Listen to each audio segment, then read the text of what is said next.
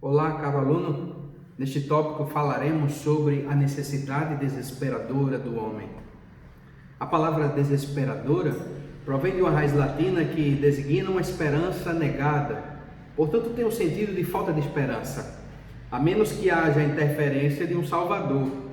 Essa é a trágica verdade, frequentemente desprezada, que proclama a ira de Deus revelada no céu contra toda a impiedade. Está lá em Romanos capítulo 1, verso 18. O homem por si só não tem capacidade de se salvar. Sem Deus, os esforços mais diligentes do homem são destinados ao fracasso. A rebelião e o pecado provocam a ira santa de Deus. A ira traduz apenas um dos termos bíblicos que expressam a alienação resultante da desobediência do homem à lei de Deus. Pois todos pecaram e destituídos estão da glória de Deus. É o texto áureo de Romanos, capítulo 3, versículo 23. Aqui temos o significado da origem do pecado como o fracasso. Com a queda de Adão, todos nós pecamos. Daí a ideia de pecado original. A desobediência de Adão no Éden foi realmente uma queda. A relação original com Deus foi destruída. Você sabe muito bem como isso se deu. Gênesis capítulo 3. Culpa e vergonha envenenaram a consciência de Adão. Antes disso, nós sabemos que a relação de Adão com Deus era uma relação amistosa, era uma relação amorosa. Depois do pecado, nós percebemos como o homem passou a morrer. A inimizade havia tomado o lugar da paz, que caracterizava a comunhão vespertina com Deus.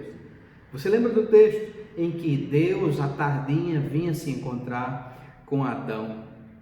Adão via-se agora como um criminoso diante de um juiz que deveria aplicar a sentença da lei em sua totalidade, condenando o transgressor.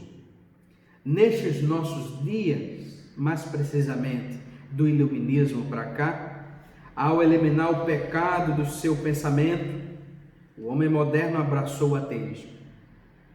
E não fiquem pasmos, mas em muitas das nossas igrejas temos ateus à frente das igrejas, ateus sentados em nossos bancos.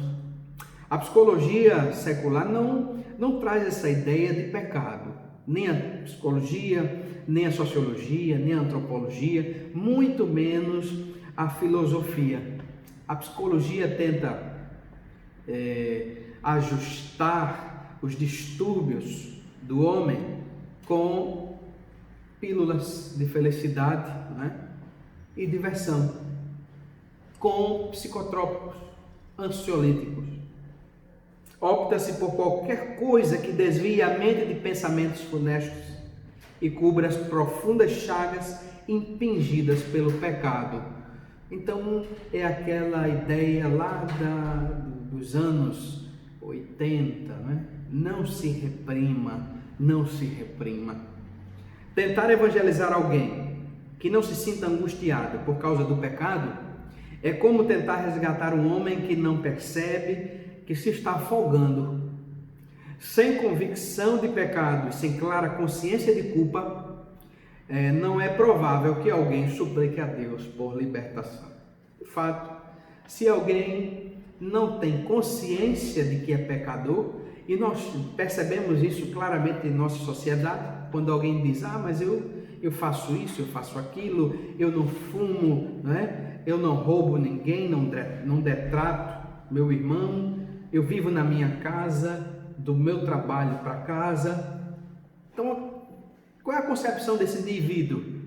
É que ele não tem pecado, não há justificativa para que ele vá para o inferno. Porém, a palavra de Deus diz que nós pecamos porque somos pecadores. O pecado original está enraizado em nós. E o pecado é uma afronta ao justo legislador do universo. E a ira de Deus está sobre todos aqueles que rejeitam o Filho de Deus. Rejeitar significa que o pecador permanece sobre a ira divina. Daí a principal tarefa da pregação, a principal tarefa na pregação, né?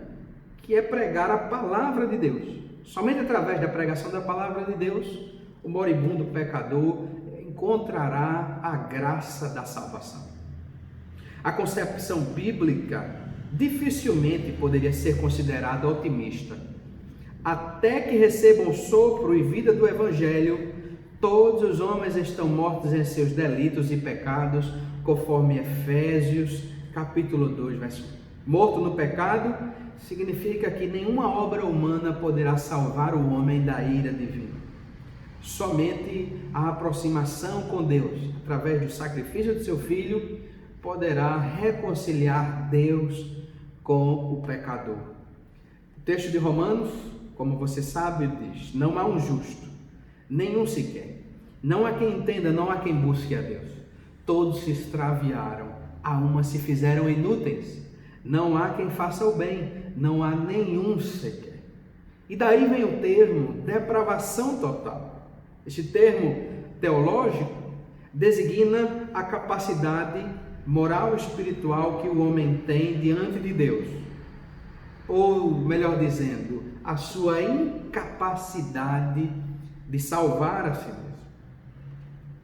Aos olhos dos homens, pratica-se muito bem o que aos olhos de Deus é justamente o oposto, pois cada parte do ser humano se opõe a Deus. O pecado original está bem próximo da depravação total.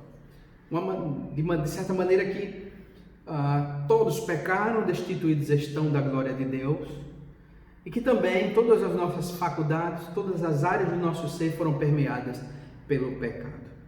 E aí a ideia de Paulo de falar sobre isso, usando o termo carne pecaminosa, que demonstra a condição do homem diante de Deus.